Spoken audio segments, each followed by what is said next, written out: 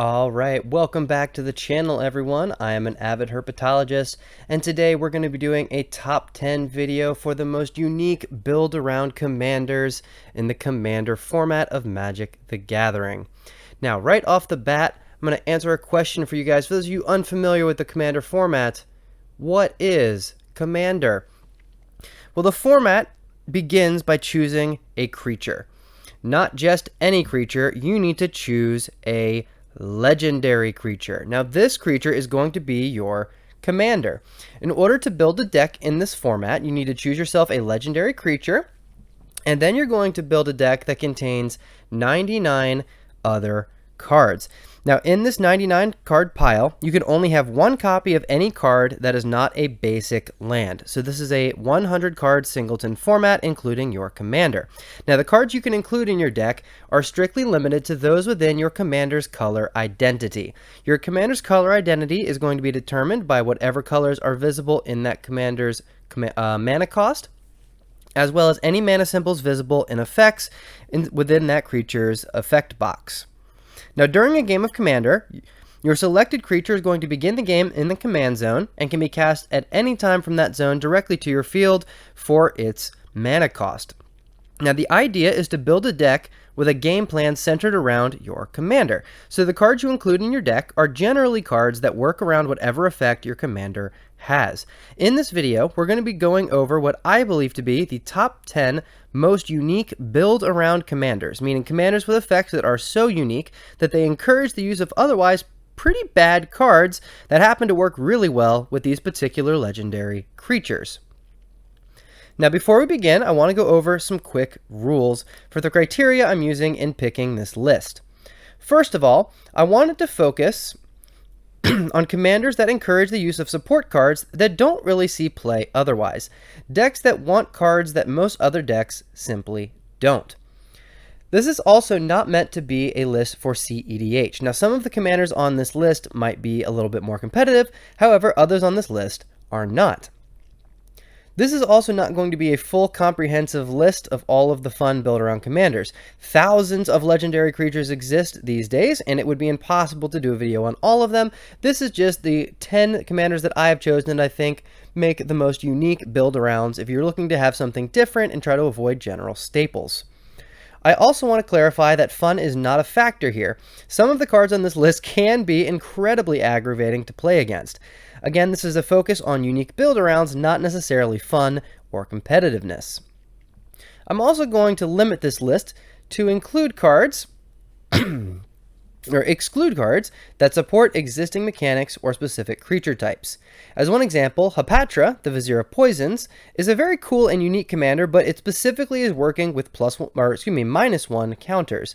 The criteria I know might be a little bit confusing, but I wanted to look for cards with more generic requirements than just run this because it uses this commander asking for a specific mechanic.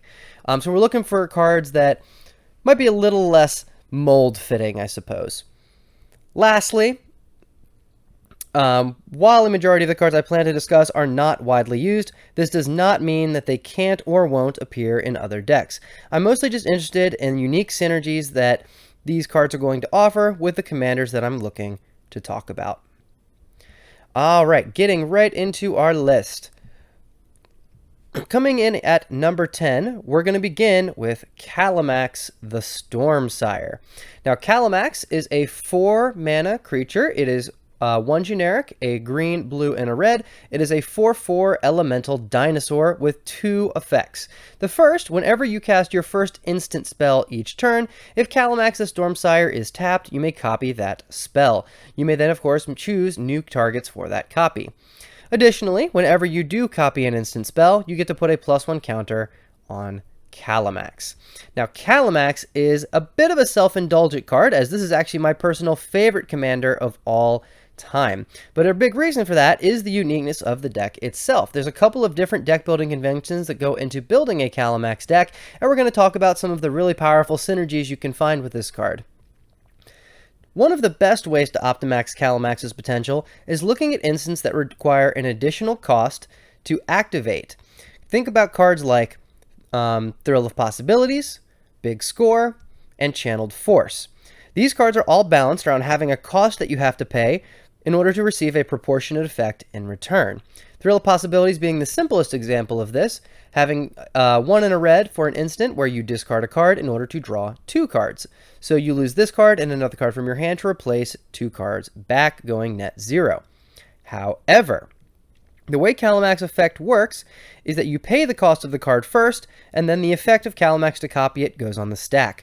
When Kalamax copies the effect, he's going to copy the effect of the card twice, but you are only paying the cost once.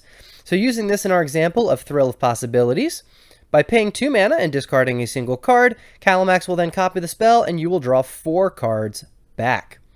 Now, not only can this loophole draw you a ton of extra cards, but with cards such as Harrow, you can sacrifice a single land to bring out 4. Fling lets you sacrifice a creature in order to deal damage equal to its power to 2 different targets. And cards like Incendiary Sabotage have their power ceiling doubled from a board wipe of only creatures with a toughness 3 or less to creatures with toughness of 6 or less. So basically multiplying the value you're going to be getting from your instance is going to be the best way to take advantage of Kalamax's effects. Now another awesome use for Kalamax is getting double value out of modal spells. These spells are especially powerful with Kalamax as they can serve as powerful flex slots and can fill multiple roles.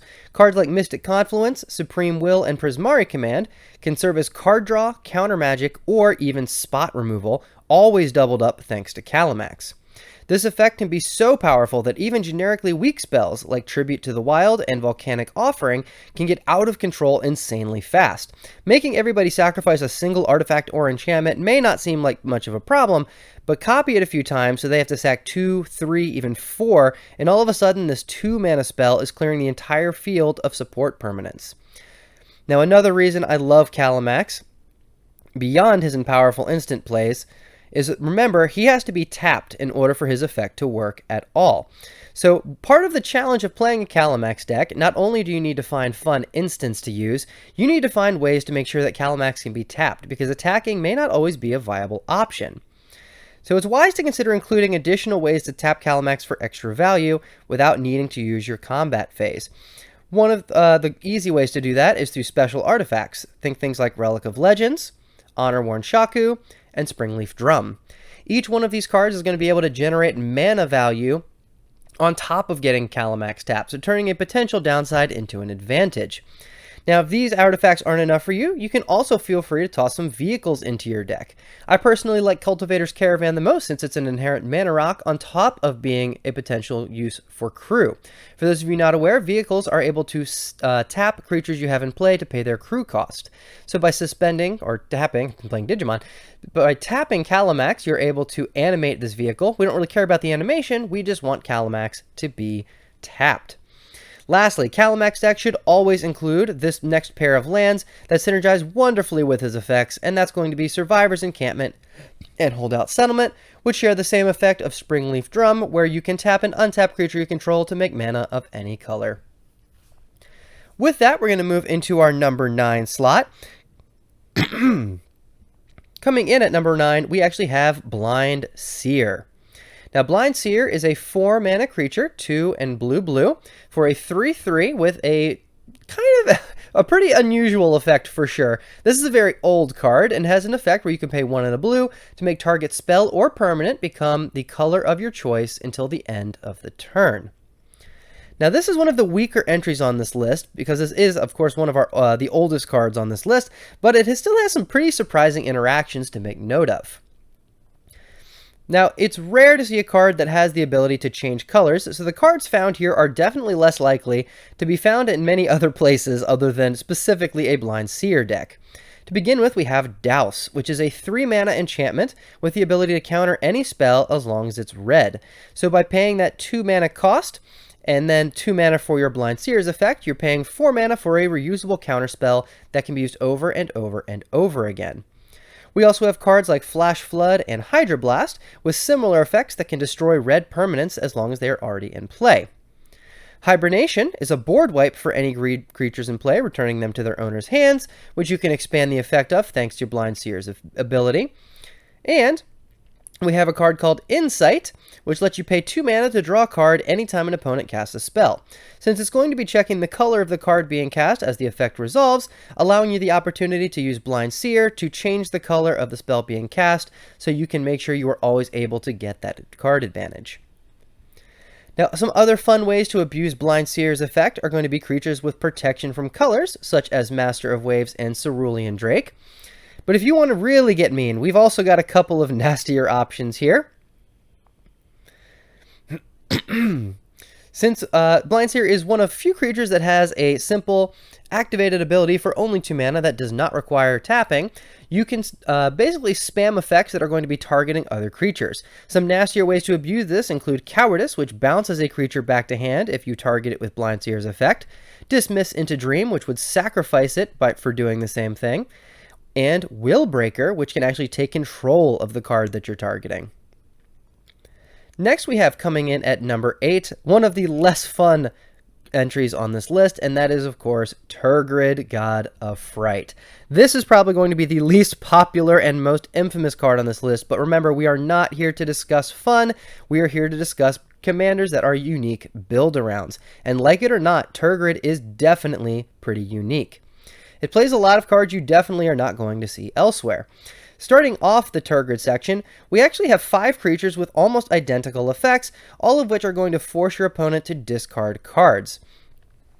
Now, Tergrid's effect allows you, anytime an opponent sacrifices a non-token permanent or discards a permanent card, you can then put those cards directly onto the field under your control. Now, we're, of course, not really concerned about the stats here being a 4/5. It is 5 mana to play, but you're going to see very quickly how little that matters. The 5 creatures in question to begin with are going to be Miasmic Mummy, Liliana's Spectre, Blurgler Rat, Elderfang Disciple, and Virus Beetle. Each one of these are going to force all 3 of your opponents to discard cards. Now, as long as you have Tergrid already on the field, every single card that is discarded amongst your opponents, and Commander is typically played in a pod of 4 players, any permanents they discard are going to go straight to you. So you're probably seeing already just how quickly this deck gets out of control, assuming, of course, you haven't had the misfortune of sitting across from it already. But if you want to control the board, making each opponent sacrifice creatures with cards like Innocent Blood and Fleshbag Marauder are going to clear the table incredibly fast while leaving you with a massive board state. Cards like Necrogen Mist will make it difficult for your opponent to keep a hand to play with, and you know a deck is going to be unique when cards like Thoughtseize and Hymn to Torok are legitimate choices for you to pick when you're playing Commander.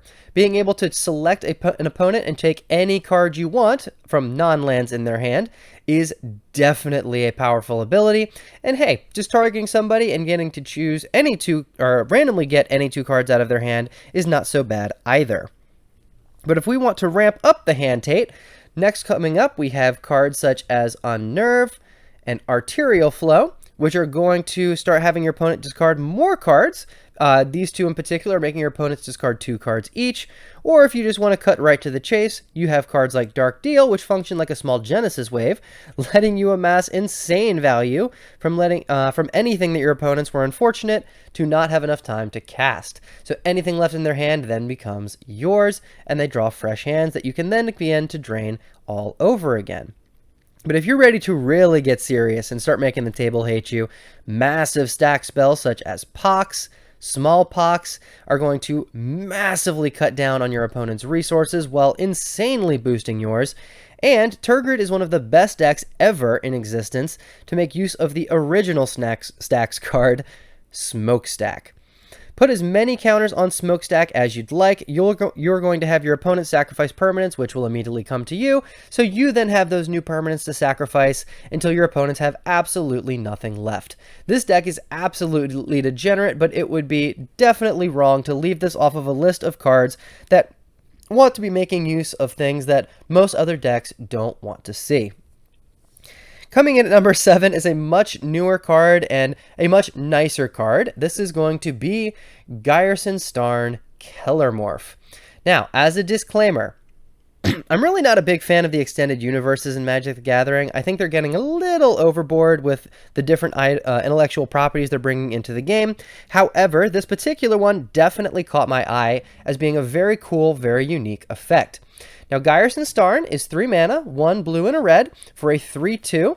It has Ward 2, meaning anytime that it was targeted by a spell or ability, you will counter that spell or ability unless they pay an additional 2. And while Ghyrson Starn is in play, anytime another source you control deals exactly 1 damage to a permanent or player, Ghyrson Starn then deals an additional 2 damage to that permanent or player. Now, I was originally considering putting our good friend Torbran in this spot. However, since Torbran is going to have an effect that works anytime you deal damage with any red cards, I thought Ghyrson Starn was a little more fitting since he specifically is requiring you to play around cards that deal exactly 1 damage.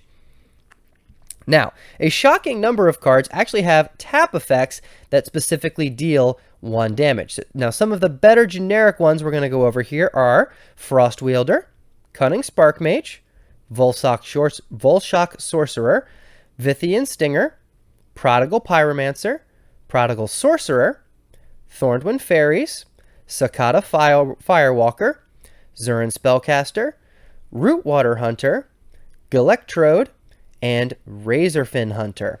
So these cards have effects that they all just say tap in order to deal 1 damage to any creature or planeswalker. I'm pretty sure they're all errata to just deal 1 damage to any target. Now, some of them have other effects that can make them better or worse depending on the situation, but ultimately they all have the ability to tap and ultimately lightning bolt things on the field or players as long as Ghyrson Starn is in play. I'm actually considering trying out a CEDH deck with this list just to see how far we can push that ability.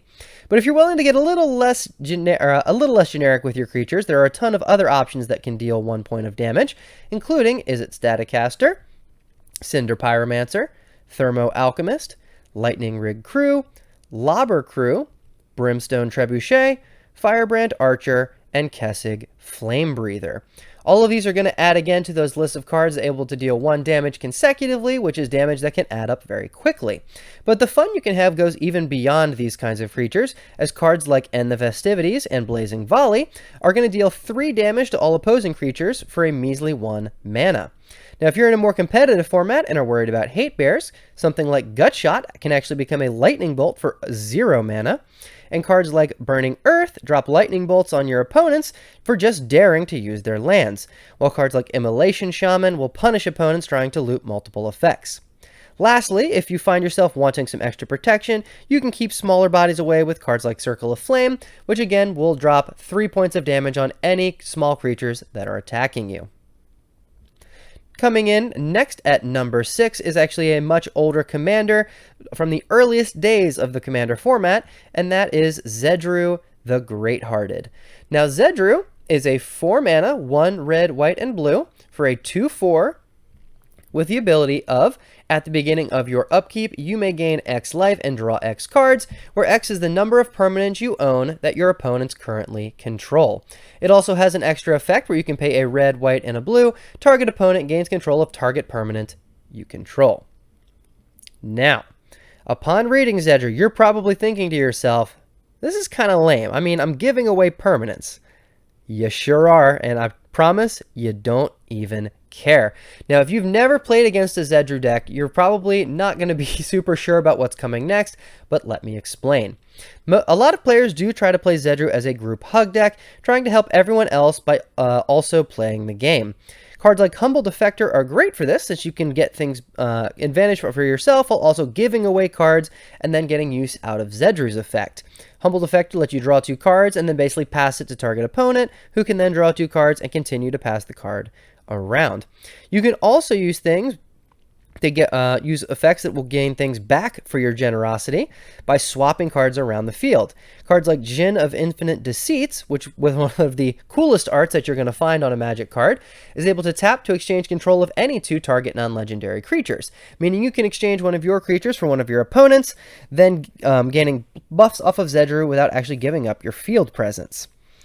Other cards that are able to do this, such as enchantments like Puka's Mischief, which lets you keep swapping cards around each turn, and Vidalcan Plotter, which may not seem like it has a huge impact on the game, but keep in mind that after coming in and swapping 2 lands around, that the land you gave away will now be a permanent gain 1 life and draw a card as long as you have Zedruu on the field for the rest of the game.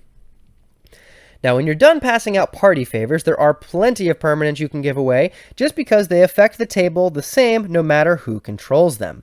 Cards like Howling Mine, Silent Arbiter, and Rest in Peace are great examples. These are cards that have symmetrical effects that are going to apply the same to everyone, regardless of which position they are in on the field. You'll also find that things like auras are going to continue to do the same thing, often regardless of who is currently controlling them. An enchantment removal, such as Oblivion Ring, is going to trap its target whether you control the ring or not. However, now we're going to come to the real way that people tend to play Zedruu, and let me tell you, this wolf in goat's clothing is not to be trifled with. This card is called Illusions of Grandeur. Upon entering, it's going to gain you 20 life and has a cumulative upkeep of 2. What that means is every upkeep, you're going to put an age counter on this card and then must pay 2 mana for every age counter currently on it. When Illusions of Grandeur finally leaves play, you are going to lose that 20 life. So what's going to happen is you are going to play this card and gain 20 life.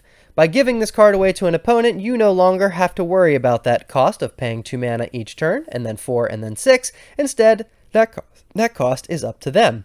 If they decide that they are not in the mood for paying that mana, the Illusions of Grandeur will then sacrifice itself due to that cumulative upkeep cost not being paid, and they will then lose the 20 life, leaving your 20 life gain untouched. Oh, is that not enough for you? Well then, let's look at the next card here, Cinder Giant. It would sure be a shame if the elf player at the table kept having to deal 2 damage to their own board state every turn, huh? Then there's Pyromancer's Swath. It's very nice of you, increasing the burn damage that the blue deck is able to deal. Wait, what's that? Discard your hand during every end step? Ooh, that's a yikes. Oh, are big creatures a concern at your table? Well here, go ahead and pass out a Steel Golem. Oh, you were done playing the game, right? Here, I'm going to hand this guy over here an Aggressive Mining. And once you're ready to put them out of their misery, you can go ahead and hand them 9 lives. Well, at least the enchantment has hexproof, right? Moving on to number 5, we have Chisei, Heart of Oceans. This is probably one of the most unique cards on this unique cards list. Chisei, Heart of Oceans is a 4-mana creature, 2 blue for a 4/4 with flying. It also has the ability at the beginning of your upkeep, sacrifice Chisei, Heart of Oceans unless you remove a counter from a permanent you control. Now on the surface, this doesn't appear to do a whole lot. However, I can probably change your mind with only 2 words, Mystic Remora. Now this is one of the very, very popular EDH staples. It again has that cumulative upkeep where you have to pay 1 each turn for each age counter this card accumulates. But as I mentioned, it is accumulating age counters. So what that means is each turn you would move to put a counter on it and can also remove a counter thanks to Chisei. This card has the effect wherever an opponent would play a non-creature spell, you can draw a card unless they pay 4 mana. 90% of the time they will not be paying this 4 mana, meaning you will draw a ton of cards with this. The balancing factor is that you have to keep paying more and more mana if you want to keep this card around. However, with Chisei removing an age counter every single turn, you will be paying only 1 mana every single go around of the table, meaning this card is very likely going to stick around until an opponent finally decides to forcibly remove it. Now there are a few other reasonably playable cumulative upkeep cards to consider, such as Survivor of the Unseen, Glacial Chasm, Mesmeric Trance, and Musician. You can choose whether or not you want to play these cards or not. At the very least, being able to have a card with cumulative upkeep in play means you're going to have a constant source of counters to feed to Chisei during each upkeep. Now another cool card type to abuse with Chisei is Sagas. So the way Sagas work is during each of your main phases, you put a lore counter on these cards to activate the corresponding chapter based on how many lore counters are currently on the saga at resolution. Once the final chapter has been read, the saga goes away and is sacrificed.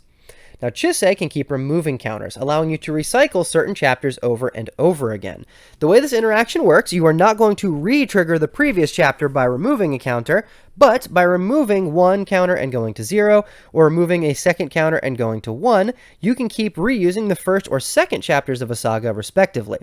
Particularly strong sagas to include for Chisei are going to be Kiora Best the Sea God, the phasing of Zhalfir, which can actually keep phasing out creatures inside of itself, Time of Ice, which is slowly going to freeze up the entire board, the Mirari Conjecture, which lets you recycle instants and sorceries, and Medomai's Prophecy, which requires a little more working around, but can still be a good source of card draw if you choose to go that way. And of course, again, as sagas, they will continue to create counters every turn, giving Chisei something to remove in a worst-case scenario. Now, there are plenty of other cards that are more than happy to have you remove their counters, with some notable examples being Chronozoa, Serrated by Skellion, a particularly neat one in my opinion, Thing in the Ice, Quicksilver Fountain, which will keep flooding your opponent's lands while keeping your own free so as not to remove all of those counters, Dark Depths if you happen to be in a Release the Kraken kind of mood, and one last super cool support card is Power Conduit, which can help with Chisei's goal of removing counters to further orchestrate your game plan. Now, coming in at number 4, we have Doran the Siege Tower. Doran is a 3 mana, a black, green, and white with 0/5 stats. However, the effect while in play makes sure that all creatures you control assign combat damage equal to their toughness rather than their power. Now, Doran is another very old commander. It's actually one of the very first commanders ever created for the creation of the commander format, and was once very popular before the format became a bit oversaturated with better commander options. But before we do talk about Doran, there's a very similar commander from recent years that I wanted to talk about called Arcades the Strategist. Now, while generally more powerful, Arcades specifically does limit himself to creatures that have Defender, which both unfortunately removes a large subset of creatures from benefiting from the effect, and it also disqualifies him based on my initial criteria. So, sorry Arcades, unfortunately you are not able to make this list. Back to Doran though. Doran's effect is simpler than Arcades, but has simplicity covered with diversity. Now, Abzan colors especially come with a metric ton of big-bodied creatures. Some example of these are going to be Yoked Ox, Disowned Ancestor, Grizzled Leotau, Giant Ox, Kami of Old Stone, Indomitable Ancient, and Unhallowed Phalanx. Doran is generally going to be a beatdown deck and wants to play enormous bodies for very small amounts of mana. There are lots of creatures with very high toughness and very low power because they're meant to just be generic defenders, not meant to be attackers. Doran flips the script on this, creating these 0/6s, 1/13s, and so on and so forth by making them deal damage equal to that massive toughness rather than that low amount of power. Now, some neat support for this strategy includes Oathsworn Giant, which can buff your other creature's toughness, something you don't see super duper often, as well as giving them vigilance. We also have enchantments like Stone Skin and Eland Umbra, which are going to massively buff your creature's toughness by 10 in the case of Stone Skin, also coming with Flash, or in the case of Eland Umbra, only buffing it by 4, but coming with nice protection in the form of Totem Armor. You'll also find lots of equipment like Slagworm Armor, which give massive boosts to toughness for not a lot of investment, and a particularly fascinating equipment called Ensouled Scimitar, which is not only able to function as an equipment, but can turn itself into a potentially 1/5, or in this case a 5/5 body in a pinch. Now, some nice buffs to your board state can also be found in cards like Spider Silk Armor and Leyline of Vitality. We also have Behind the Scenes, which will basically give your field unblockable since they won't be able to be blocked by creatures with higher power than them. And if you're ever ready to end the game, look no further than cards like Tower Defense and Bar the Doors, which function like overrun effects. As we move into our top 3, we have Obeka, the Brute Chronologist. Now, Obeka is 4 mana, 1 blue, black, and red for a 3/4, with a single effect, which is incredibly unique, which just taps to make the player whose turn it currently is able to end the turn on the spot.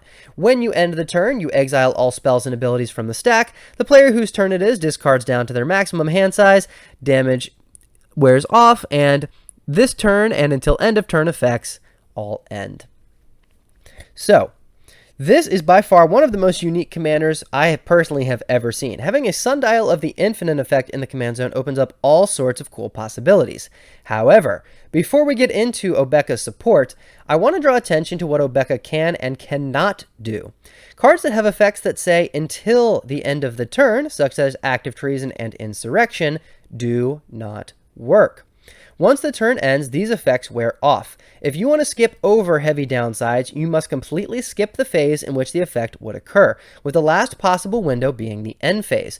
A turn ending, which is what Obeka does, will still let these cards give back the cards you have stolen.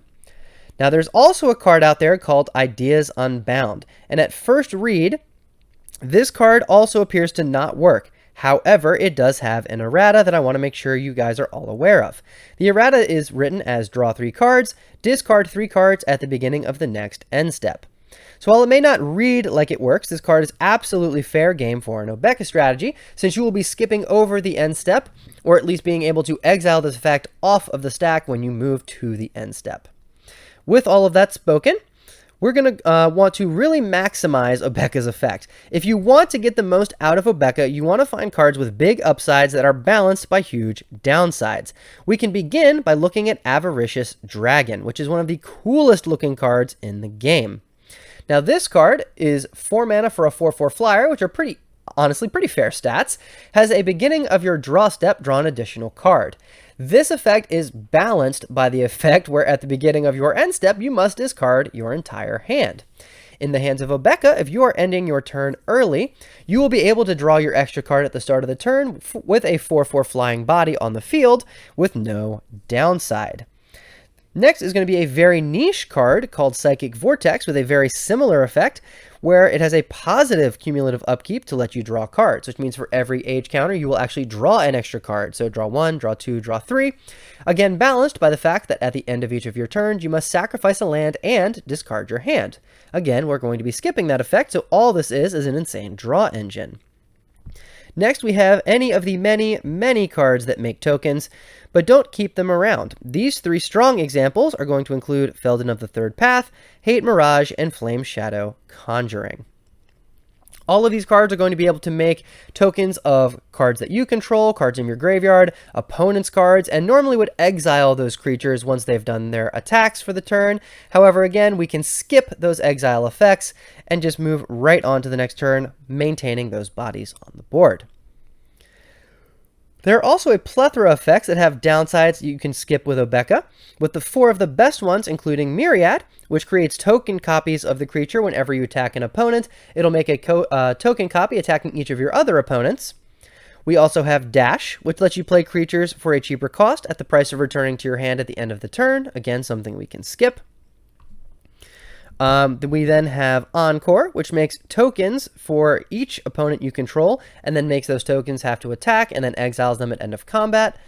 And finally, we also have Unearth, which reanimates a creature at the cost of exiling it at the beginning of the end step. And yes, despite the wording on Fate Stitcher here, it is errated, where the effect's keywords are exiling the card at the beginning of the end step, not the end of the turn, just like Ideas Unbound. There are quite a few cards that have this where they read end of turn, but are errated to at the beginning of the end step, so do make sure if you want to play Obeka, you know which cards are which. If we want some even bigger upsides, we can look at some of the big boss monsters Obeka can make use out of. Now the first 4 here have detrimental effects when they enter play, but reward us with massive bodies.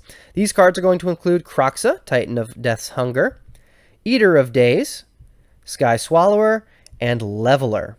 Now while the goal of these is to end the turn once they enter, thereby exiling their hefty costs off of the stack and letting you keep the big ol' meat mountains that they're leaving behind.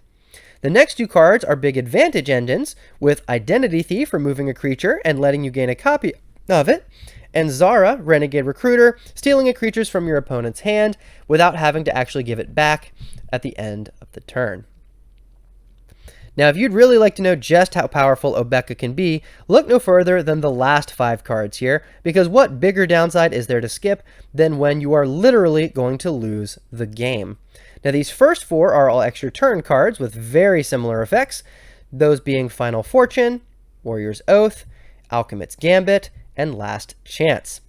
And yes, once again, there are erratas for Final Fortune and Last Chance to clarify that these effects resolve at the beginning of the turn's end step. Now, the final card is a particularly spicy one, that is Glorious End, which lets you just end an opponent's turn at will. You would actually be surprised by just how powerful this effect can be if used properly. Coming in at our number 2 slot, we actually have a handful of commanders that all share an ability called Mutate.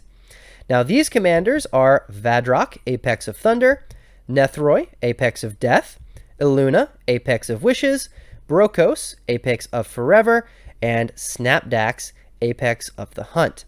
Or, if you're a Godzilla nerd like me, you may also know them as Rodan, Titan of Winged Fury, Biolante, Plant Beast Form, Ghidorah, King of the Cosmos, Biocourt Space Godzilla, and King Caesar, Awoken Titan.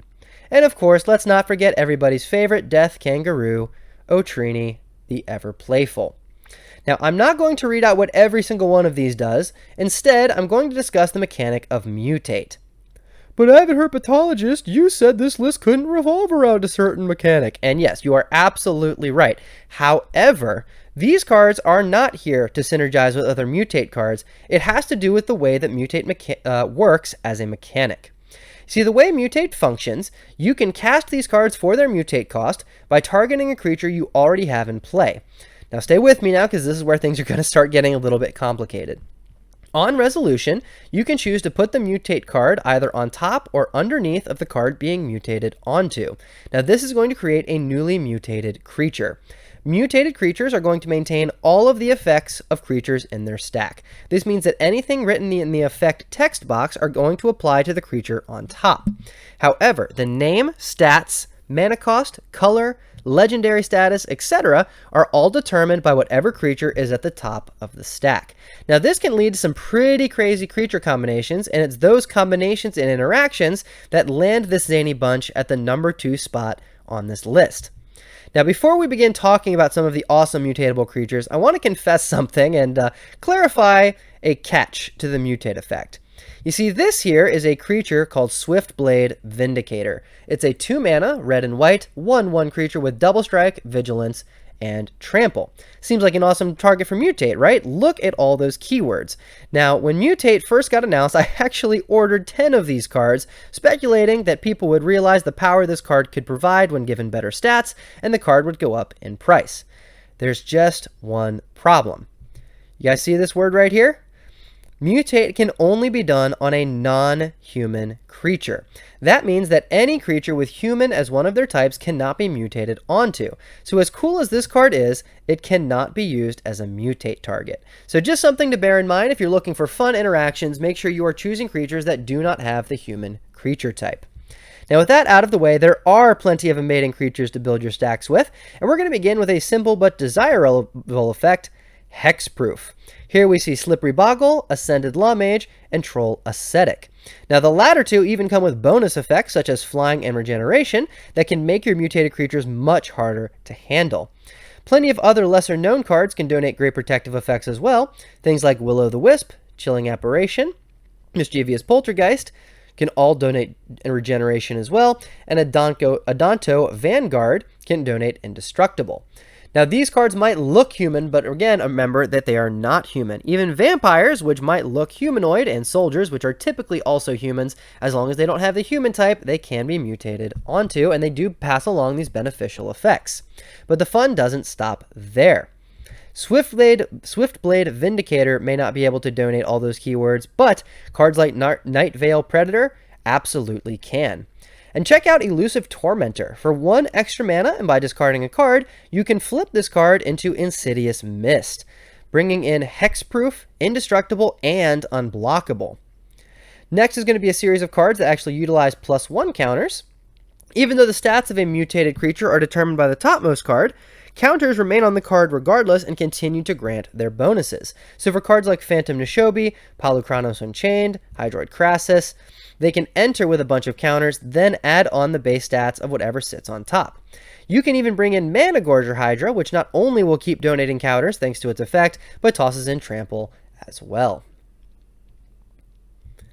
Now, the cool mutate interactions don't stop there. Cards with Undying or Persist, like Hound of Grizzlebrand, Vorapede, and Kitchen Finks, have effects that trigger when they die, allowing them to return to the field with either +1 or -1 counters. Well, the way Mutate works, if you have 3 creatures all mutated into a pile, and they die with either Persist or Undying, every creature that was in that pile will have the ability as they enter the graveyard, and they're all going to come back as separate entities. Now, to finish off our collection of super cool mutate interactions here, we also have Hydra Omnivore, which is still considered your commander if you mutate it onto the pile, even if you put it underneath, and allows you to deal commander damage to 3 players at once thanks to its effect. And finally, I think my favorite mutate target is going to be Storm Surge Kraken. The Lieutenant ability gives you bonuses as long as you control your commander. So if you mutate your commander onto it, it will always be active, granting not only an extra +2 in power and toughness, but an inherent hexproof and the ability to draw 2 cards if it was ever blocked. Now, finishing up the mutate discussion, we have 4 creatures that are arguably the strongest use for mutate targets, and these cards are all honestly pretty weak on their own. They have effects that are balanced, assuming that their stats are going to stay low. Now, performing actions based strictly on how much damage these creatures are dealing, we have Cold-Eyed Selkie, which will draw you cards based on how much damage it deals. We have Needle Spectre, which will cause the opponent to discard cards depending on the damage it deals. We have Cephalid Constable, which will bounce permanents equal to the damage dealt. And then we have Venerable Warsinger. Now, Warsinger is a little bit different. It actually also donates Vigilance and Trample as keywords. When it deals damage to a player, you can return a creature with mana value X or less from your graveyard to the field, where X is the damage it dealt. And finally, we have arrived at our number 1 slot, and again, we have a pair of commanders with effects that I thought were similar enough that I decided to just go ahead and lump them together, and those commanders are Zada, Hedron Grinder, and Orvar, the Allform. Now, Zada Hedron Grinder has an effect. It is 4 mana to cast, 3 in a red. It is a 3/3 creature with whenever you cast an instant or sorcery spell that targets only Zada Hedron Grinder, you may copy that spell for each other creature you control that the spell is able to target. Each copy is going to target a different one of those creatures. Orvar has a very similar effect. It is also 4, 3 and a blue, and a 3/3. It is a changeling, meaning it has all creature types at once, and whenever you cast an instant or sorcery spell that targets one or more permanents you control, you may create a token that is a copy of one of those permanents. Whenever a spell or ability an opponent controls causes you to discard a card, you can then create a token that is a copy of that permanent as well. So, these cards most assuredly are in their top spot, sheerly off of the level of mediocrity of the cards that they utilize. Now, both of these effects are different, but you probably notice some similarities here. So we're going to go about they're both going to go about their goals in different ways. Zada is seeking to establish a nice wide board to then benefit off of single target spells by making extremely mediocre effects multiply by a dozen or more, resulting in absurdly explosive plays. Orvar, on the other hand, can use any spell that targets a permanent in order to create duplicates, which allows him to abuse abilities and create massive fields of advantage. Now, starting with Zada, we're going to be looking at some of the kinds of spells they can use to set up. Now, obviously, Red has no shortage of token generators, things like Dragon Fodder and things of that nature. However, Zada can also make special use of cards like Twin Flame and Heat Shimmer, which will double your board state by targeting only a single creature. We also have cards like Seize the Day, which will target every single creature you have in play, resulting in so many extra combat steps you won't know what to do with them all. And Sudden Breakthrough can turn your entire board state into a mana advantage by providing a treasure for each one of the creatures you currently have in play if you need to pass your turn. You also have cards like Brute Force, which can push a ton of damage through for only a single mana by a single +3/+3 buff that will ultimately be applied to all of your creatures. It is very literally an overrun for only 1 mana. But the real strength behind Zada can be found in the draw spells. Now, lifting off the best of these, we have Expedite, Renegade Tactics, Stun, Crimson Wisps, Fists of Flame, Ancestral Anger, and Accelerate. Now, every one of these spells is going to draw you a card for every single creature you have in play. By targeting Zada, you will create copies that target all of your other creatures, which of course then will resolve their effects and ultimately just draw you a card for each one of those creatures. So you're going to make very explosive plays and get to do a lot with your turn. This honestly makes Zada one of the most unique and most hilarious commanders that you will probably ever encounter in a game of Commander. Now for Orvar, because Orvar's effect functions differently, just about any spell that targets a permanent is going to work here. There are literally a ton of them, so let's go ahead and rapid fire a small handful. We have Moonlace, Thermal Flux, Gigadrowse, Mindbend, Twiddle, Shimmering Mirage, Whim of Volrath, Mind Games, Glamour Die, Jinx, Dream's Grip, Aquatex Will, Cerulean Wisps, Trait Doctoring, Shadow Rift, Leap, Twisted Image, Fleeting Distraction, Enervate, and Chilling Trap. Since Orvar's effect targets and copies any permanent, the possibilities that you can run him with are very literally endless. A lot of these cards even do still draw you cards in order to replace them in your hand and keep your card advantage going, but the cards that you decide to copy are pretty much your decision. You can run just about anything and you will be able to make copies on copies on copies. However, I figured to wrap this video up, we can talk about my personal favorite 5 things that I like to copy with Orvar. The first one is going to be Wandering Archaic, which is a very cool, and in my opinion, very undervalued commander card. It is 5 mana for a 4/4. Whenever an opponent casts an instant or sorcery, they have to pay 2. If they do not, you get to copy that spell. So this is a pretty insane card advantage engine, and by stacking multiple copies of this, you are basically forcing your opponent to pay 2 mana for each and every one of them, or else you are just going to keep copying their spells over and over and over again. We also have Master of Waves, which by itself may not make a huge bore state, but when it enters, it creates a 1/0 blue elemental creature token equal to your devotion to blue, so the number of mana symbols, blue mana symbols, among all of the permanents you have in play. It has protection from red, but more importantly, it also buffs your elemental creatures for +1/+1. So by creating multiple copies of this card, you're able to create more and more and more wave tokens, while also increasing the buffs that those wave tokens receive exponentially. Next up, we have Scourge of Fleets, one of my favorite sea monsters in all of Magic the Gathering. This card is a 7 mana, 5 and 2 blue, 6/6. When it enters the field, you can return each creature your opponents control with toughness X or less to their opponent's hand, where X is the number of islands you control, which, in case you haven't caught on, this is a spammable board wipe. Very difficult to play through. We also have Nibillus of Frost. Has a much more tame effect, which simply, anytime you cast an instant or sorcery, you may tap an opponent's creature and then freeze it so it does not untap during the next turn. While one of these may seem pretty easy to handle, starting to have multiple copies that will go off every single time you cast an instant or sorcery gets out of hand very quickly. This card also has Prowess, meaning it will get stronger for the turn every time you cast an instant or sorcery, allowing you to close games out should you decide to chain a bunch of instants and sorceries together. Next up is Overcharged Amalgam, of a pretty new card that is 4, 2 blue for a 3/3 flyer with Flash, and Exploit, meaning when it enters the field, you may sacrifice a creature. When it enters the field, if you do exploit a creature, you can then counter target spell. So basically, as long as you have instant speed targeting cards, you can target this card, make a new copy, sacrifice itself to copy whatever spell is currently on the stack. It is an incredibly disgusting interaction, but definitely powerful and worth playing. And the final card we're going to talk about is Diluvian Primordial. 5 blue for a 7 mana creature. It is a 5/5 flyer. When it enters the field, for each opponent, you may cast 1 instant or sorcery from that player's graveyard without paying its mana cost. If a spell cast this way would be put into a graveyard this turn, exile it instead. So every time you cast this card, you can potentially cast another 3 instants or sorceries from that player's graveyard, creating huge amounts of advantage. If you guys have never played with an Orvar deck before, I highly recommend trying him out. He is a ton of fun. Alright, that's going to do it for this top 10 video. For those of you who made it to the end, thank you all so much for sticking around. I really appreciate you guys.